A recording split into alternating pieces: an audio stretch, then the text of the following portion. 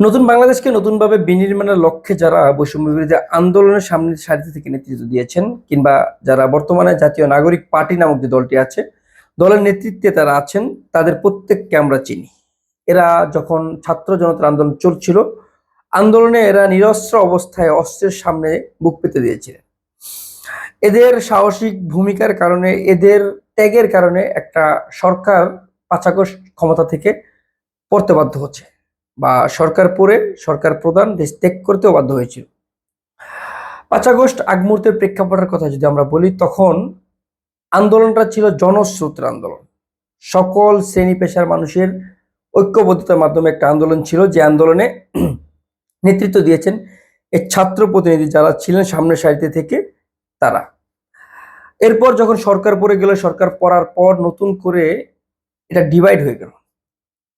এর অন্যতম কারণ হচ্ছে, যারা আন্দোলন করেছিলেন তখন ছিল সকলের ঐক্যবদ্ধ আন্দোলন, একমুখী আন্দোলন, যে একজনকে সরাতে হবে।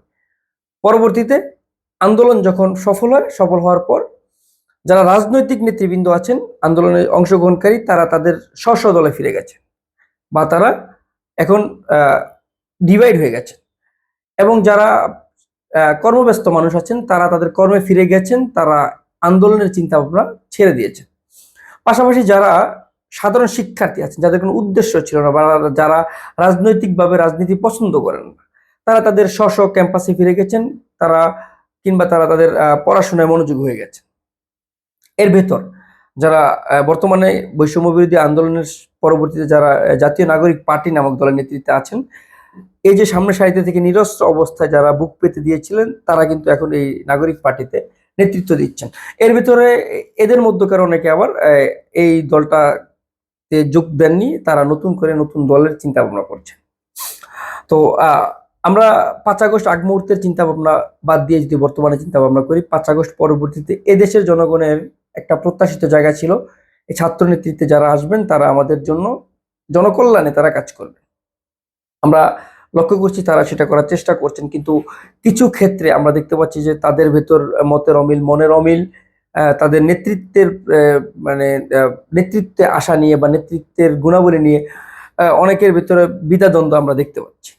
এই দ্বিধাদ্বন্দ্বের কারণে কিন্তু তাদের ভেতরে মানুষের ভেতরে একটা নতুন করে একটা সম্ভাবনা তৈরি হচ্ছে, মানুষ তাদেরকে নিয়ে কথা বলতে শুরু করেছেন। এটা কিন্তু স্পেস দেওয়া যাবে না। আমরা দেখতে পাচ্ছি যে বিভিন্ন ইফতার পার্টি থেকে শুরু করে বিভিন্ন রাজনৈতিক আশ্রয়কেন্দ্রিক চিন্তা ভাবনা করে কিন্তু এরা নিজেদের মধ্যে ডিভাইড হয়ে গেছেন, বা এরা নিজেরা দ্বন্দ্বে জড়িয়েছেন। আমাদের ৫ আগস্ট আগ মুহূর্তের আন্দোলনের চিন্তা করলে আমরা একটু ভাবি, আর বর্তমানের যে রাজনৈতিক চিন্তা ভাবনা করছেন সেটাতে কিন্তু অনেকটা তফাৎ। বলা চলে যে ৫ আগস্ট আগ মুহূর্তে ছিলেন আপনারা ছিলেন প্রত্যেকের পছন্দনীয় একজন ব্যক্তি, বা পছন্দনীয় মানুষই আপনারা পরিণত হয়েছিলেন। কিন্তু বর্তমানে যেহেতু আপনারা নতুন করে রাজনৈতিক দল গঠন করছেন, সেক্ষেত্রে আপনাদেরকে অনেকে পছন্দ করবেন না, আপনাদেরকে অনেকে মানবেন না, এটাই স্বাভাবিক বিষয়। কিন্তু ওই ঐক্য বিনষ্ট করা যাবে না। আপনাদের ঐক্য যদি বিনষ্ট হয়, সামনের সারিতে থেকে যে আপনারা যে নেতৃত্ব দিয়েছেন, আপনারা কিন্তু প্ল্যাটফর্মের সামনের সারিতে ছিলেন, আপনাদেরকে সকলে ফোকাস করেছেন। সেক্ষেত্রে আপনারা যদি এই ঐক্যটা বিনষ্ট হয় আপনাদের, তাহলে আপনাদের জন্য বিপজ্জনক। আমরা এই ছাত্রদের নেতৃত্বে যে দলটা এসেছে, এখন আমরা ছাত্র বললে চলবে না, এখন তারা রাজনৈতিক প্ল্যাটফর্ম, রাজনৈতিকভাবে তারা রাজনীতি করছেন। সেক্ষেত্রে তাদের আমরা ছাত্র বলতে পারি না, তারা এখন রাজনৈতিক নেতৃবৃন্দ। আমরা আপনাদের কাছে আহ্বান করবো, আপনারা সকল ছাত্র দেশ প্রতিনিধি যারা আছেন, যারা আপনাদের সাথে মনের অমিল, মতের অমিল, তাদের সঙ্গে আপনারা বসে এটার একটা সমঝোতা আসেন, কিংবা আপনারা দেশব্যাপী যে ছড়িয়ে ছিটিয়ে আপনাদের যে নেতৃবৃন্দ আছেন, তাদেরকে আহ্বান করে যে কোনো প্রকার মানে বিতর্কিত কর্মকাণ্ড কিংবা কোনো প্রকার টেন্ডারবাজি, কোনো প্রকার অত্যাচার বিচারের সাথে যে তারা লিপ্ত না হয়, যেটাতে মানুষ আপনাদের প্রতি অনাস্থা তৈরি হয়।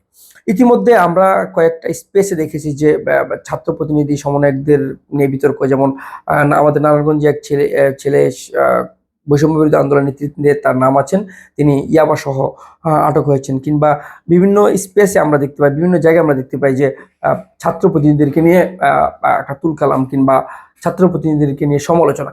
এটা এটা আপনারা ঠেকাতে হবে, কিংবা এটার বিরুদ্ধে ব্যবস্থা নিতে হবে। এখন ব্যবস্থা নিতে গেলে হয়তোবা স্বাভাবিক বৃহত্তর একটা দেশ, বৃহত্তর দেশে আপনারা সেভাবে ছড়িয়ে ছিটিয়ে পারবেন না, কিন্তু কন্ট্রোলে আসা উচিত। ইতিমধ্যে আমরা আপনাদের নিজেদের ভেতরে একটা মতদ্বন্দ্ব আমরা দেখতে পেয়েছি। যদি সরাসরি বলি, আজকের যে একটা স্ট্যাটাসকে নিয়ে বা জনাব হাসনাত আবদুল্লাহর একটা স্ট্যাটাসকে নিয়ে জনাব সাদরিস আলম যে একটা পোস্ট করেছেন, পরবর্তীতে জনাব মাসুদ সাহেব আর একটা পোস্ট করেছেন, এটাতে মানুষ আপনাদেরকে নিয়ে সমালোচনার একটা জায়গা তৈরি হতে পারে।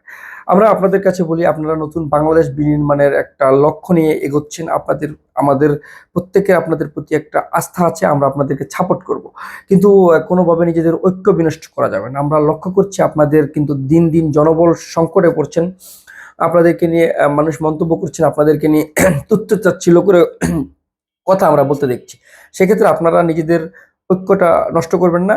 আপনারা সকল রাজনৈতিক নেতৃবৃন্দের সঙ্গে সুসময় রেখে বা সুসম্পর্ক রেখে আপনারা আপনাদের রাজনীতিটা করে যান। এতে করে আপনাদের প্রতি মানুষের আস্থাটা বহাল থাকবে, কিংবা আপনাদের প্রতি মানুষের যে বর্তমান যে বিশ্বাসটা, সেটা সচল থাকবে।